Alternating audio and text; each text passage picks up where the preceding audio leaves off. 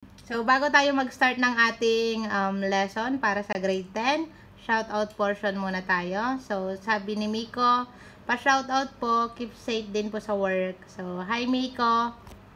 So, next, I see Bramwell. Sabi niya, pa-shoutout po, keep safe po always. So, thank you Bramwell. Then, next, I see Chelsea Di Maano. So, pa-shoutout po sa next video nyo, Kuya Wonder. So, Chelsea, si ate Hamo ito. Sorry kasi ako yung next video creator ngayong gabi. So, yun lang po. So, magta-topic na tayo. Okay, so ang lesson natin for today ay find a polynomial equation with integer coefficients that has the following roots. So, ano ibig bang sabihin pag roots? Ibig sabihin, ito yung value ng x. So, x is equal to 1, x is equal to negative 2, x is equal to negative 5. So, ibig sabihin nito, ito yung factor ng ating isang polynomial. So, ang gagawin natin, pag x is equal to 1, i-equate natin to sa 0. So, magiging x minus 1. Ililipat natin yung 1 sa kabila ng equals, then magiging negative siya, diba? Equals 0. So, x is equal to negative 2. So, magiging x plus 2 equals 0. Then, x is equal to negative 5. Magiging x plus 5 equals 0. So, ito yung factors nung polynomial. So, ang gagawin natin, backward. So, x minus 1 times x plus 2 times x plus 5. So, una muna natin gamitin to. So, yung iba ginagamit yung FOIL method. So, ang gagawin natin yung traditional kasi meron pa tayong another polynomial. Para same method tayo. So, x minus 1, x plus 2. So, ipag-multiply natin, x times x squared, diba? X times negative 1, negative x. 2 times x, positive 2x. 2 times negative 1, negative 2. So, i-simplify muna natin to. So, x squared, tapos, negative x plus 2x equals to x or 1x. So, minus 2. So, ito naman, dito naman natin i-multiply yung isa pa. So, x plus 5. So, now, i-multiply natin tong x plus 5 yun sa product ng dalawa. So, ito yung product ng dalawa, di ba? So, x times x squared, x cubed. X times x, positive x squared. X times negative 2, negative 2x. Then, 5 times x squared. So, dito tayo tatapat natin. So, 5x squared. So, 5 times x, positive 5x. 5 times negative 2, negative 10. So, pag-addin na natin lahat ng magkakamukha. So, x cubed plus 6x squared plus 3x, kasi negative 2 plus 5, positive 3, minus 10. So, ito yung polynomial na hinahanap sa problem. So, ito yung sagot. Okay? So, if ano ba yan? I-check natin kung yung given ay pag sinubstitute natin sa mga x dito, ang equals nito ay magiging 0. Okay, so equals 0. Sorry, lalagyan natin ng equals 0. Okay? So, for example, x is equal to 1 tayo, 'di ba? So, substitute natin lahat 'yan sa x. So 1 cube plus 6 times 1 square plus 3 times 1 minus 10 equals 0. So, check natin. 1 cube is 1. Plus 1 squares 1 times 6 6. Plus 3 times 1, 3. Minus 10. Equals ba to sa 0? 1 plus 6, 7. Plus 3, 10. Minus 10, 0. So, tama. So, next. X is equal to negative 2. So, negative 2 cube plus 6 times negative 2 square plus 3 times negative 2 minus 10 equals 0. So, negative 2 cube is negative 8 plus 2, negative 2 square is 4, positive 4 times 6, 24, diba? 3 times negative 2, negative 6 minus 10 equals 0. So, 8, ano ba to? 8, ay negative 8 plus negative 6, 14 yun, diba? Negative 14. Then, minus 10, negative 24. Plus positive 24, 0. So, x minus 5 naman. So, negative 5 cube plus 6 times negative 5 square plus 3 times negative 5 minus 10 equals 0. So, negative 5 cubes is 25 times 5, 125. Negative 125. Negative 5 square is 25 times 6, 150.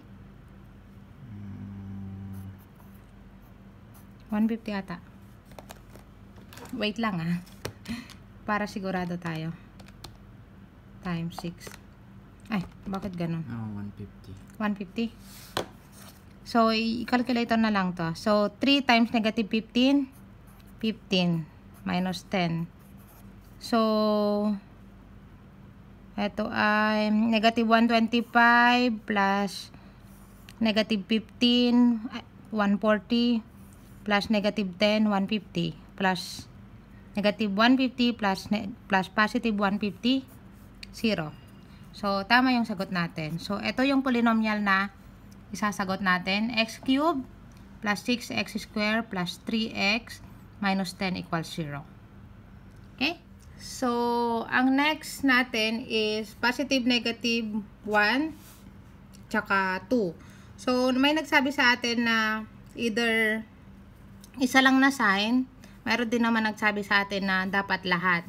So, for example muna yun sa all signs. So, meaning, negative 1, positive 1, tsaka 2, yung x. So, x is equal to negative 1, x is equal to 1 or positive 1, x is equal to 2. So, i-equate natin sa 0. So, x, so ilipat natin yung negative 1 sa kabila, magiging positive 1 equals 0. So, x, eto ililipat natin sa kabila, magiging negative 1 equals 0.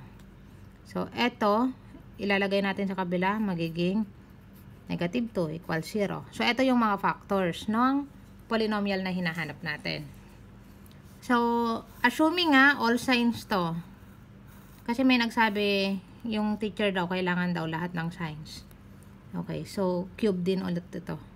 So, x plus 1 times x minus 1. So, ito yung product of two squares, no? Difference of two squares. Difference of two squares. So, difference of two square, ang product niya is x square minus 1.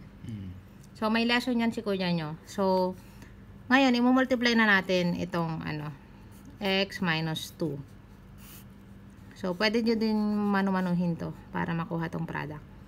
So, x times x square, x cube. X times negative 1, negative x. So, negative 2 times negative 2 times x square, negative 2x square, negative 2 times negative 1, positive 2. So, i-arrange natin siya. So, x cube minus 2x square, kasi dapat descending. negative x plus 2. So, equal 0. So, ito na yung ating polynomials. If lahat to ng sign. What if kung sabi naman nung iba, kahit isa lang doon po. So, halimbawa, positive 1 lang, tsaka 2. So, ano ba yung ano? Positive x is equal to 1. So, magiging x minus 1. Ay, sorry. Ay, wala akong eraser.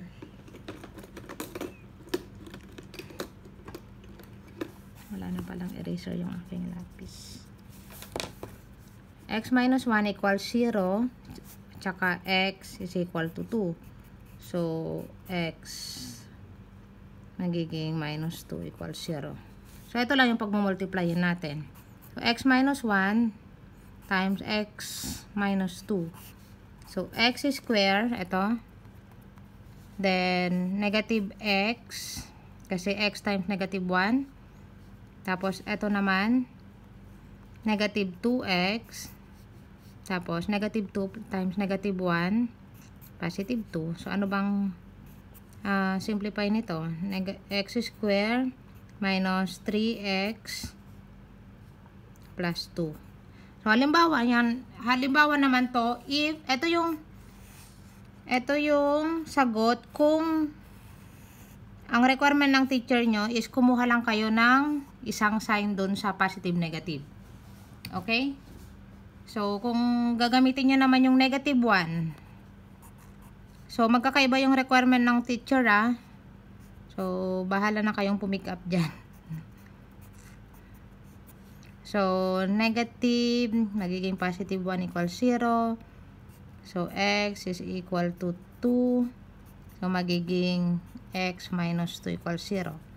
So, ito yung pag-multiplyin lang natin. Kung pipick up ka lang ng isang number. So, x times x, x square. X times 1, positive x. Negative 2 times x, negative 2x. Negative 2 times positive 1, negative 2. So, simplify natin. X square, x minus 2x, negative x minus 2 equals 0. So, ito naman, kung ginamit mo yung negative. So, hindi ko alam kung depende sa requirement ng teacher nyo, So, kayo nang bahalang pumick up kung ano yung gusto nyong sagot. Okay, so ang gagawin na lang natin, yung i-consider natin lahat ng sign. Kasi ang nakalagay dito sa problem kasi, following roots. So, ewan ko dun sa ibang teacher. Anyway, so, gawin natin sa lahat ng problem, lahat ng sign. So, ang magiging value ng x is equal to positive 2, x is equal to negative 2, x is equal to positive 3, x is equal to negative 3. So, magiging quartic na to ang sagot.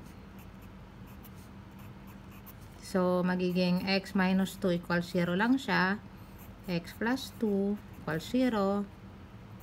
X minus 3 equals 0. X plus 3 equals 0. Tama? So, etong dalawang batch, difference of 2 squares to, diba? So, ang magiging sagot niyan, x minus 2 times x plus 2 is equal to x squared minus 4.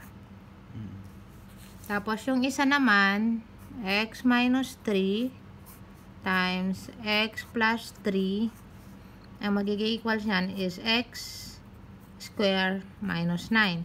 So, ang difference of 2 squares, ita-times mo lang tong first term, tsaka yung last term. Diba? So, ganun lang yung difference of 2 squares. So, makikita mo dito kasi positive, negative. Tapos, parehas sila ng first and second term. Okay. So, ito na lang yung pagmumultiplyin natin. So, x square times x square, x to the fourth. x squared times negative 4 4x squared. Tapos, ito naman, negative 9 times x squared, negative 9x squared. Negative 9 times negative 4, positive 36. So, x to the 4 plus 9, negative 13, right? Kasi negative plus 36 equals 0. So, ito yung sagot kung ito yung apat na x. Okay? So, i-ano nyo na lang, i-substitute nyo na lang to sa inyong scientific calculator. Kasi yung calculator ng pambata to. Wala akong scientific calculator. Okay, number 4. So, itong number 4, dito na lang tayo kasi medyo mahirap to. So, number 4 is negative 1, 2 times negative 1 half. So, ang x natin is equal to negative 1. So, magiging x plus 1 equals 0. Then, x is equal to 2.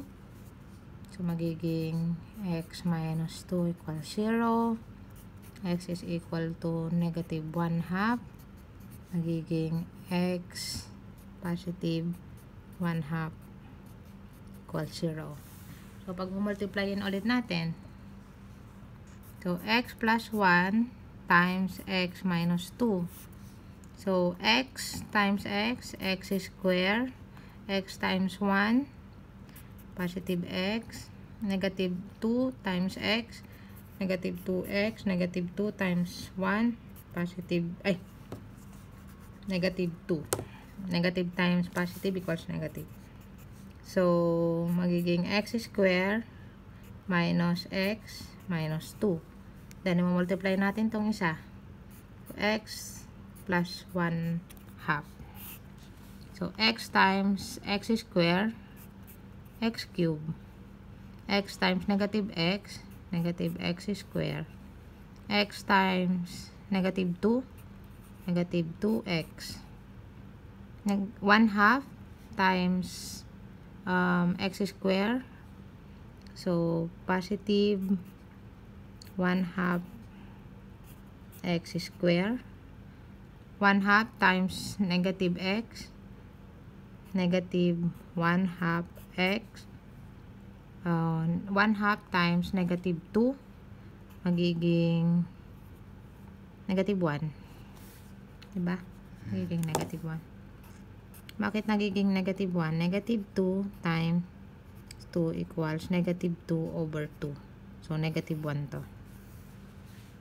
Now, pag-addin natin. So, ito ay negative 1 half. Diba? Ay, bakit naging 1? Kasi negative 1 plus 1 half, negative 1 half x square. Tapos, ito, negative 2 minus 1 half, magiging 3 over 2 x square. Diba? Kasi, 5 over 2. Tama? 2, negative 2. So, magiging negative 4 over 2. 1 half. Minus din. So, 5 over 2. Negative 5 over 2. Negative 5 over 2x minus 1 equals 0. So, either ganyan or i-eliminate natin lahat ng 2 dito para mas maganda. So, x, paano ba yon? So, multiply natin to sa 2. Tama, kuya? So, 2x cube, 2 times negative 1 half, magiging negative x square. Cancel yun, diba? Tapos, eto, cancel mo din yan. So, magiging negative 5x. Tapos, 2 times negative 1, negative 2. So, yan yung sagot. Okay? So, kung gusto ng teacher yun ng ganito, pwedeng ganyan.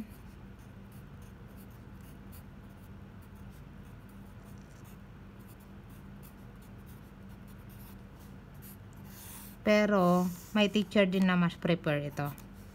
Okay? So, or.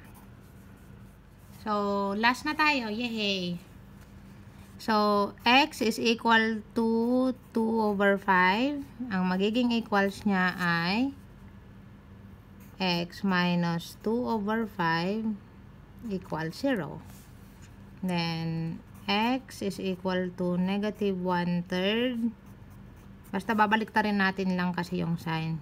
Positive 1/3 equals 0. Then, positive tsaka negative 3. So, x is equal to 3. Magiging x minus 3 equals 0. X is equal to negative 3. Magiging x plus 3 equals 0. So, eto ulit. Difference of 2 squares to, diba, kuya? So, x minus 3. So, dapat kabisado nyo yung lesson ni kuya nyo. Hindi kayo nakatakas sa grade 8 lesson. So, multiply mo lang yung first and last term. Yun na yung sagot. So, x square minus 9. Ito. First term to first term. Last term to last term. Shortcut yun. So, multiply naman natin ngayon yung ito. So, x times negative 2/5. Oh, no. So, x times x square, x cube. X times negative 9, negative x. 9x, negative 9x. Negative 2/5 times x square, negative 2/5 x square. Tapos, negative 2/5 times 9. So, magiging negative 2/5 times 9/1. Magiging 18/5. So, positive 18/5. Kasi negative times negative, positive. Then, i-multiply natin ulit dun sa isa. So, magiging quartic to. So, plus 1/3. So, x2 times x cube, x to the 4th. X times negative 9x, negative 9x square. X times negative 2/5x, so negative 2/5x cube. Kasi tatlong x na yan, diba? So, x times 18/5. So, magiging positive 18/5x. Then, ito naman tayo, 1/3. Oh my God. 1/3 times x cube. So, magiging positive 1/3 x cube. So, tinatapat-tapat ko lang siya para madaling mag-add. So, 1/3 times 9. Negative 9x. So, ano yun? 3. 3, diba? So, negative 3x. Kasi, 9 times 1/3. 9/3 equals 3.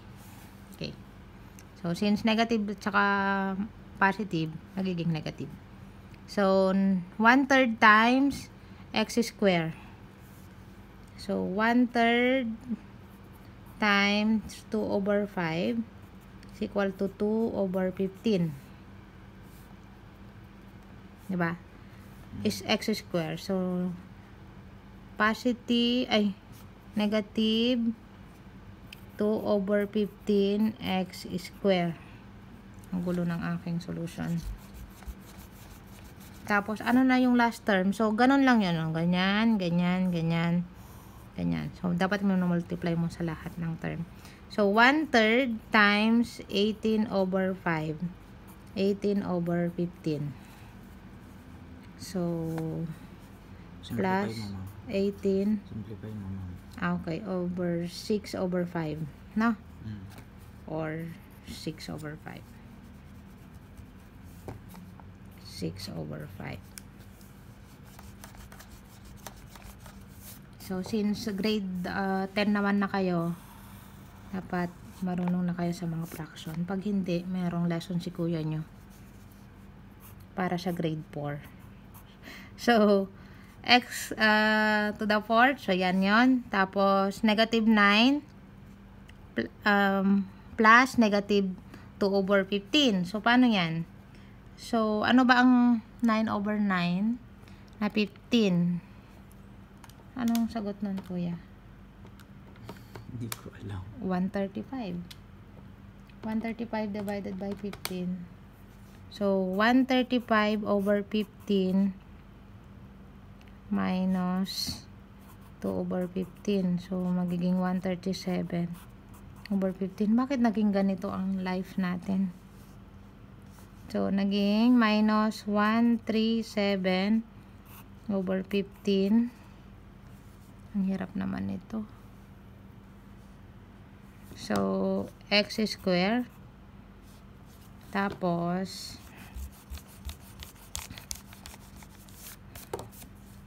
negative 2 over 5 plus 1/3. So, 15 din. No? Negative, ano ba yan? So, magiging 15. So, 3.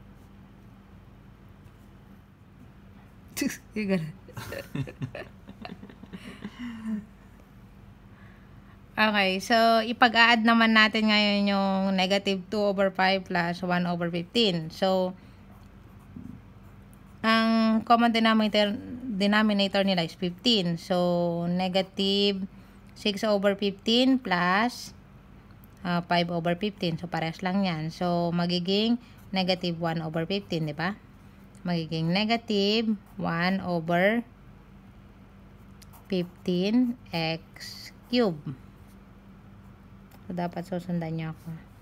So, ito namang 18 over 5 minus 3. So, ano bang, ano ng, 5, diba?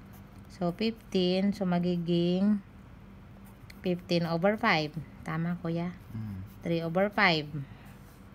So, positive 3 over 5 x plus 6 over 5. So, ang gagawin natin dyan, so, ayan na yung napakagulong polynomials natin. So, i-eliminate natin lahat ng denominator. So, ano bang pwede nating i-eliminate? I-multiply. 15, di ba? So, multiply natin to lahat sa 15. So, magiging 15x to the 4th. Tapos, minus 137x square. Kasi cancel na yon. Ayan na. Ayan na naman yung, di na naman nagko-cooperate yung aking kamay. Sorry guys. Meron akong sakit ng non-cooperative So, yan. So, 15 times negative 1 over 15 equals negative x cube. Kasi x cube to. Cancel na yan, diba? So, eto, plus. So, i-multiply mo to sa 15 times 3, 45 divided by 5. Magiging 9. 9x. Tapos, 15 times 6 divided by 5. So, magiging 18.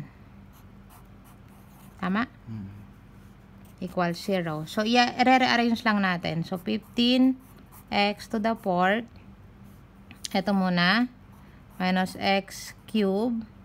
Minus 137x square. Plus 9x. Plus 18 equals 0. So, ito yung magiging sagot. So, ito yung polynomials na hinahanap mo na magsasatisfy sa roots ng 2 over 5, negative 1/3, tsaka positive 3, at tsaka negative 3.